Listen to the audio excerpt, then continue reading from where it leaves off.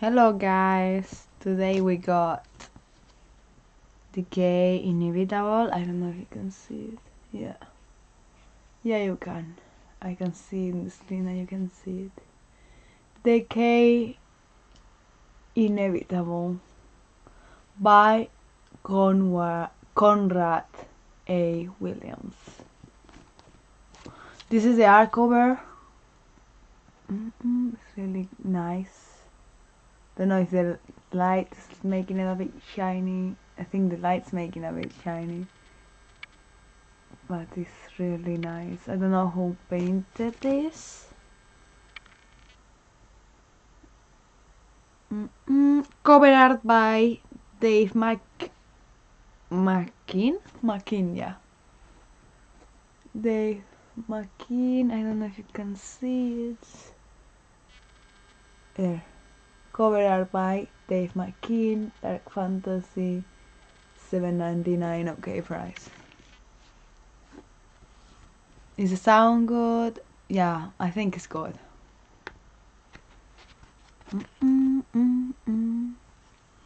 By the same author, one, The Unblemished, London Revenant, The Scalding Rooms, Rain, Head Injuries, Nearly People, Game, Use Once Then Destroy. What a spooky cemetery in the background.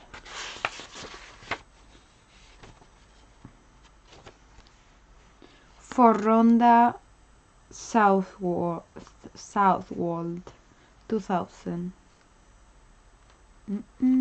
Published in 2009 by Solaris.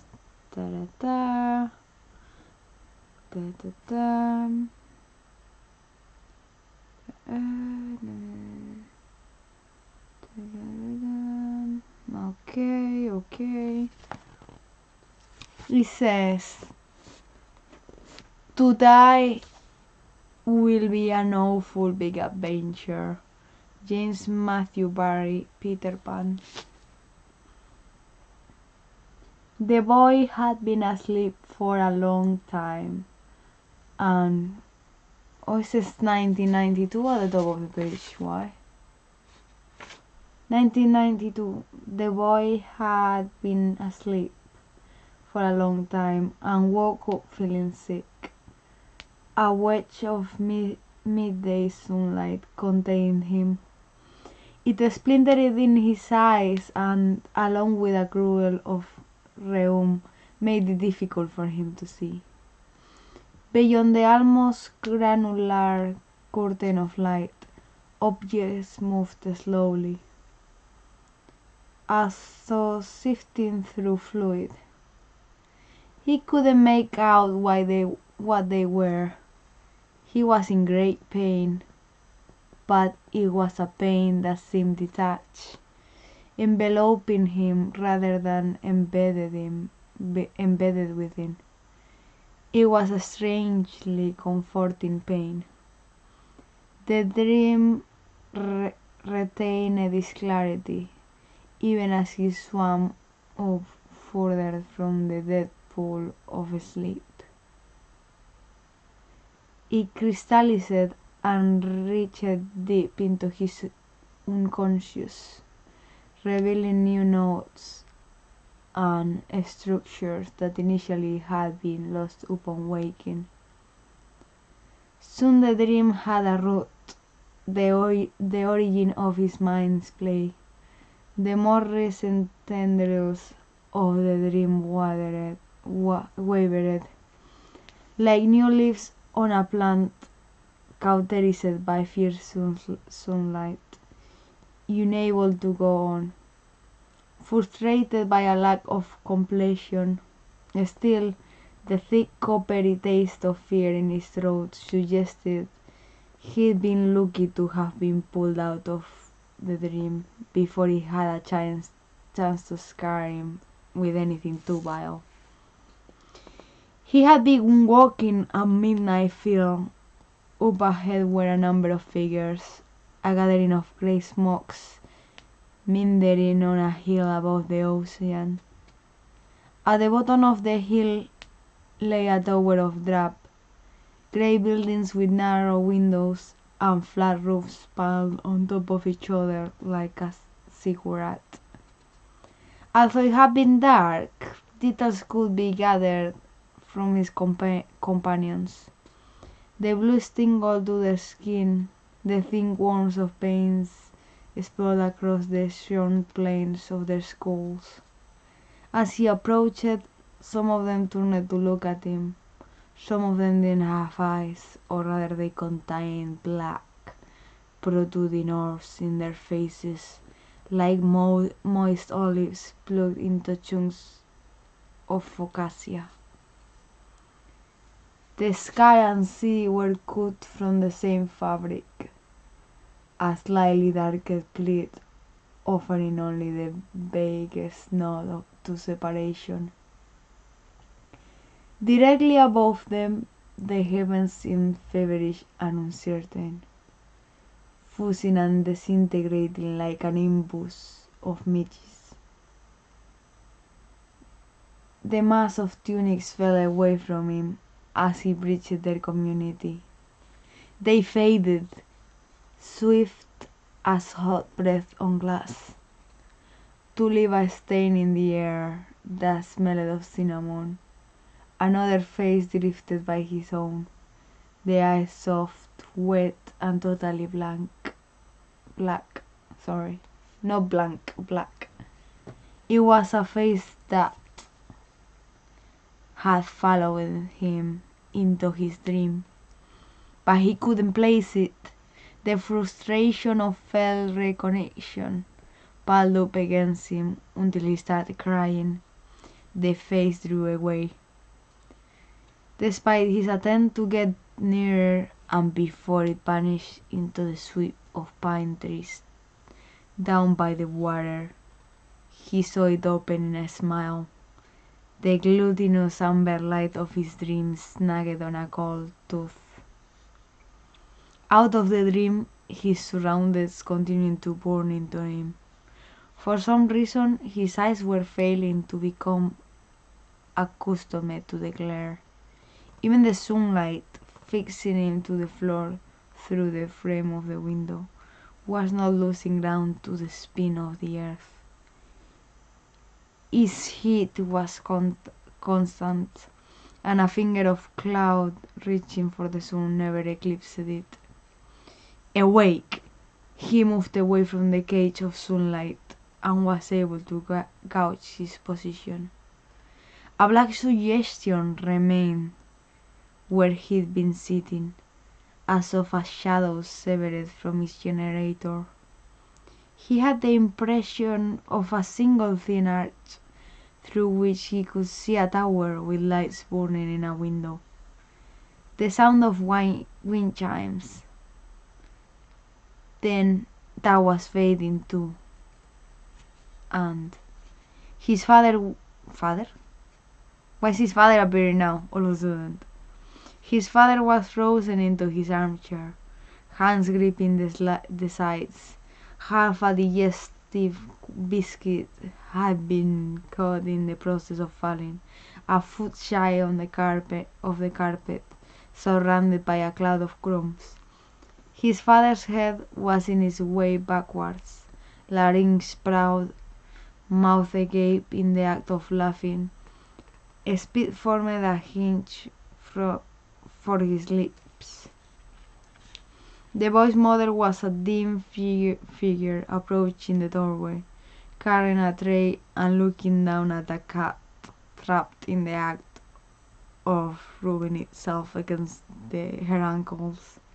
On the television, shoppers were still as dummies, undecided over which margarine they liked best in a table test. Before the explosion of sound, color and light brought him crashing into real time again. He heard a voice, brittle with concern, bark. "Do we have him? Okay, pull out." Now his father's laughter was yo-yoing around the room. His mother pleaded for Benny to go and catch some mice. Everything seemed normal, yet there were things that seemed out of kilter with what had gone on before he slept. Benny, for example, had changed. The cat approached him, affable as ever, yet one of his white socks had swapped feet. When he went to his room, he found that his bookshelves had been altered and were now arranged alphabetically by author rather than by title, which was how he preferred it. Outside his window in next door's garden, Mrs. Splits found fountain chuckled happily. Only last week the pond had been filled in because it attracted frogs, creatures Mrs. Split couldn't abide. He saw many other inconsistencies that day, but when he woke the following morning they had all resolved themselves. All was as it had been, and nothing else was amiss. He spent a long time worrying about the dream and trying to remember what had happened before he fell asleep. Had he spent all afternoon there on the floor? He didn't think so, but he couldn't recall an alternative. He went to the bathroom and checked his eyes and the mirror. They appeared normal, their usual brown color. He gritted his teeth against a strong compulsion to cry and backed away from the mirror to sit on the edge of the bathtub. He was not usually given to emotional blips such as this, but then he could never understand why people always offered comfort to those who had suffered a nightmare by saying it was just a dream. This was why he had not confided in his parents. He began to dream about the hill regularly and found that he could control his actions while he was there. He visited the wood and walked the edge of the ocean. The building, if he pressed his ear up against it, made soft clanking noises, like machinery heard at a distance. He discovered these places were comforting to him, no longer associated with the pain or shock of his journey. As his real-time experience developed, so the surroundings in the dream followed suit. The trees grew.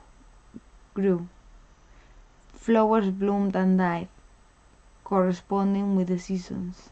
There was an abundance of plant life that he could never find replicated in any garden or botanical encyclopedia during his hours of wakefulness. There were animals too, although they were timid and he never saw more than a glimpse of them in the wood. He discovered that he could not travel beyond the limit of his vision.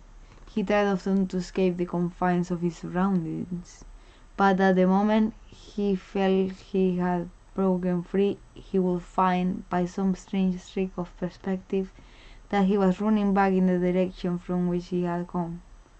It didn't bother him. He felt it was something he would achieve one day. It was something to be learned. It was always night on the hill, and always the summit would be crowded with shaven-headed people, dressed in plain grey tunics. Wait, what? It was always night on the hill, and always the summit would be crowded with shaven-headed people dressed in plain grey tunics. That sounds like a sect. He grew to recognize some of the inhabitants and looked out for them on subsequent journeys to help convince him that his dream was lucid, although the Goldtooth character did not resurface in all of this time. On occasion he attempted to communicate with them, but invariably the object of his attention would back off. Ace averted differentially. On the morning after one of these failed contacts, a week after his 13th birthday. He woke to the sound of voices. Pulling on a pair of tracksuit buttons, he opened his bedroom door and peeked out onto the landing. The voices were coming from the bottom of the stairs. Both were male, one calm and measured, the other breathless, threatening to become desperate. He could not hear his mother. He checked his watch. Only 6 a.m. She should be in bed for at least another hour.